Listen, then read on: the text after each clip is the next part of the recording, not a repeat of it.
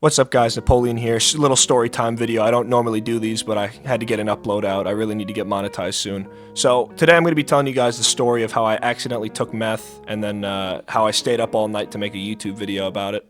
Well, not about it, but I made a YouTube video under the effects of meth, which was pretty cool. Well, actually, it's not cool. I don't think anyone should do meth. But anyway, let's start at square one.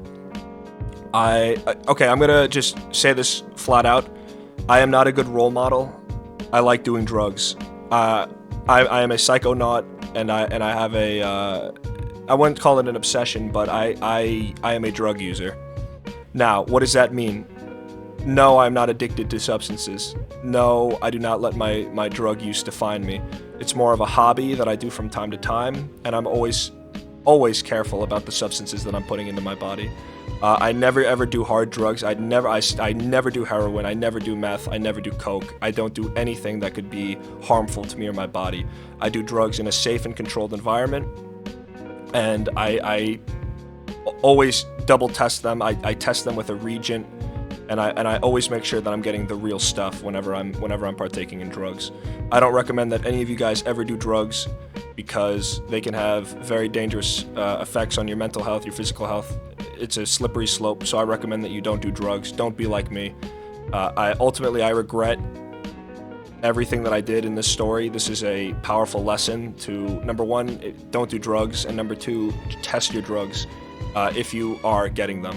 With that being said, this happened around a year ago. I believe it was a year ago, yeah.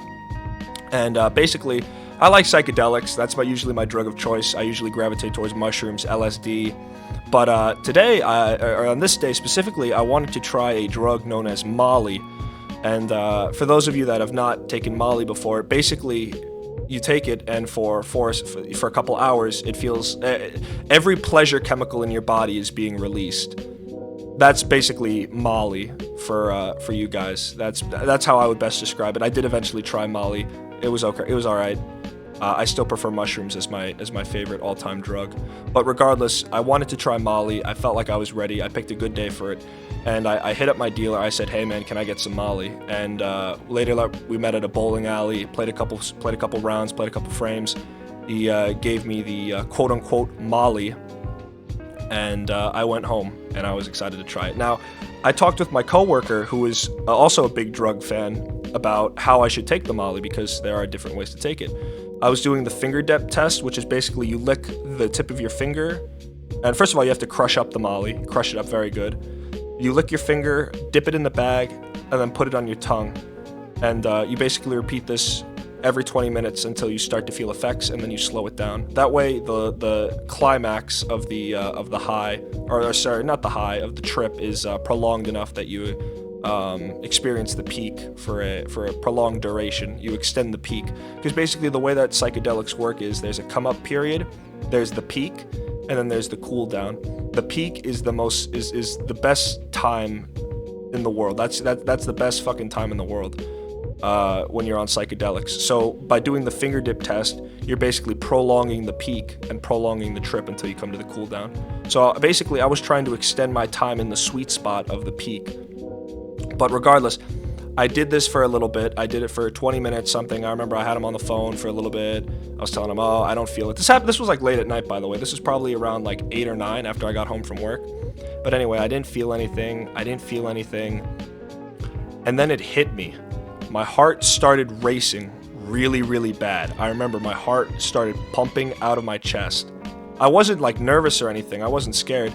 Because when you're on psychedelics, the worst thing you could be is anxious or scared, because your emotions are amplified. So it's always important to maintain a positive headspace, no matter what's going on, no matter what. I believe it's impossible to have a bad trip if you have the right mindset. I've taken very high doses of several psychedelics, and I've been in over my head. I can say in retrospective that they were not great trips, but I never panicked, and I was never anxious, and as a result, it made the trips very easy to ride out.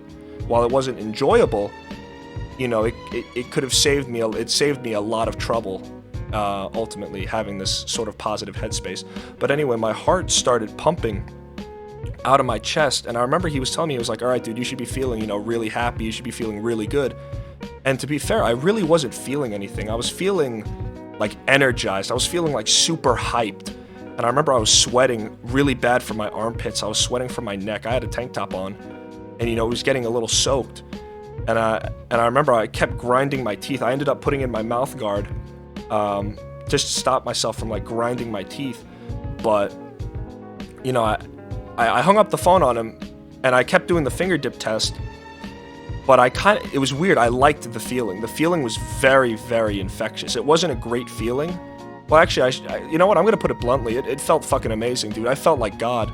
I felt like I could do anything. I felt like I could do anything. I felt so hyped and so powerful. Like, I remember I was thinking, like, holy shit, if someone was to break into my house, I would beat the shit out of them. And I was like shaking in place. I was so amped with energy. My heart rate must have been around 180.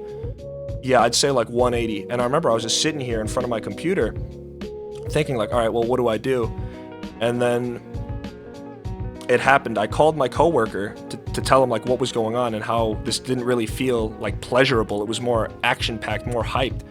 And I'm never gonna forget, I called him and I tried to speak to him, and he said I was speaking too fast. He couldn't understand a word I was saying because I was talking like this. This is my best impersonation. Dude, I'm having this Molly, bro. It's so fucking good, bro. I don't know what to do. I was talking like XQC, but every word, like I knew what I was saying. I knew what I was saying. I wasn't speaking gibberish. I knew what I was saying, and I was just speaking super, super fast. Because what it did is it made my brain work super fast. It made my brain work overtime. Which brings me to the chemistry of how methamphetamine works. I'm going to flash this up on screen for you guys. This is the molecule difference. For those of you that might have ADHD, you might recognize this as Adderall. And I believe it's an amphetamine. Yes, and this is meth. And let me compare it to the Molly molecule. So keep in mind, I thought I was getting Molly. Turns out my dealer actually sold me meth. And I took meth, which is very similar to Adderall, which if you guys have ever taken Adderall, think of this as like super Adderall, but like uncomfortable. Actually, I wouldn't call it uncomfortable. I felt pretty great, but this was like super Adderall. I was so I was so hyped, and I remember I was just shaking in place, thinking about, all right, what am I gonna do? What am I gonna do? All right, I'm feeling so powerful. What am I gonna do? And then that's when it hit me. I should make a YouTube video. So I sat down at my computer, shaking every fucking second. And I started editing a YouTube video. And I remember I was getting frustrated because I was switching tabs with my mouse, and the tabs weren't switching fast enough. My brain was working, I basically overclocked my brain. My brain was working so fast that I was frustrated that the tabs weren't switching fast enough, which I think is just shocking. It should really show you guys how powerful a drug like this can be, a stimulant like this. But I remember I edited the video. It was a set between me and a guy named Captain Frog. I put funny effects. I put funny like sound effects. This was like a very good video for me. This was a very, very well-made video for me. And I can't believe I did it on meth. And that still shocks me. Obviously, I no longer talk to that dealer. I don't talk to him anymore. Because, number one, you shouldn't be selling meth to, I was 17 at the time. This dude had no qualms about selling me. Well, I don't know. I didn't even know if he knew it was meth. But there's lessons to be learned for this. Number one, always test your drugs. Always test your substances. Especially with, the fentanyl going on, the fentanyl epidemic, neo-fentanyl. Always test your pills, always test your substances. Even LSD isn't safe. There's Chinese boof chemicals that people are passing for LSD, so you need to be very careful. I actually took bootleg LSD, but that's a story for another time. It's not really much of a story. I just kind of sat in bed and watched Instagram Reels, felt kind of depressed a little bit. But my point is, that could have been so much worse for me, because there could have been fentanyl in that. I took a suspicious white powder and I put it in my mouth. And I didn't see the issue with that at a time. But as an adult, as a responsible adult, I see the problem with that. I see the problem with trying substances that are dangerous. Molly is dangerous. Cocaine is dangerous. Methamphetamine is absolutely dangerous. Absolutely dangerous. It is awful. These are awful drugs. With that being said, I've limited myself. I don't I no longer, seek new drugs to try. I used to have the mindset that, all right, I've done this, and kind of work myself down a checklist. No more. I'm an adult. I realize that I have a future ahead of me, and I can't do this for the rest of my life. I can't be a drug addict for the rest of my life. I can't be a psychonaut for the rest of my life. Can I do it in moderation? Yes. Because it's not my life. It doesn't control me. And I know this sounds like copium, but I want you guys to understand that when I do my substances, when I do my mushrooms, because that's basically all that I do. I really do love magic mushrooms. That's the only drug that I do. But when I do my magic mushrooms, I'm not doing it every day. I'm not doing it every month. I haven't done magic mushrooms in 8 months, easily 8 months, because I don't let it control my life. It's a hobby, and that's what it should stay as. It's something, not even every once in a blue moon, maybe once or twice a year at most, because I can't let that control my life. I can't let myself fall into this rabbit hole where I need to do drugs, I need to do this, because I have a future. I want to graduate college, I want to publish my book, I want to have a future ahead of me, and doing drugs all day just doesn't fit into that equation. And I know people are going to argue like, oh, dude, psychedelics are actually good for you. And don't get me wrong, I'm a big supporter of psychedelics. I think psychedelics are great. Magic mushrooms was the only thing that helped me with my diagnosed depression, because my depression is actually no, it's not treatment resistant. But for a time, my antidepressants weren't working, but the only thing that gave me like clear relief from my depression was doing magic mushrooms, once every 2 months. And I still believe in the therapeutic benefits of psilocybin, of LSD. I think that there's huge medical potential for those in a medical setting. But as it is right now, I can't do this as much as, not even as much as I want to, because I do want to do it. I do want to do magic mushrooms. I do want to try. I do want to do LSD, but I can't, because I can't let that control my life. I can't let that distract me from the goals that I've put in place for myself.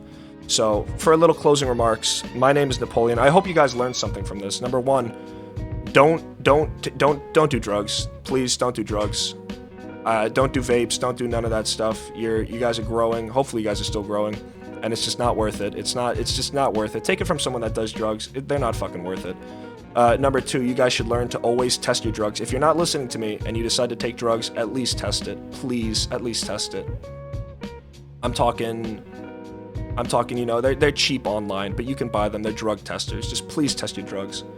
And number three, like and subscribe. Epic sellout moment. Like and subscribe. But no, I think the third one would be, just be careful, guys. There's a lot of stuff out in the world, and a lot of it is out to get you. So please be careful. With that being said, my name is Napoleon, and I hope you all have a good rest of your nights. Thank you.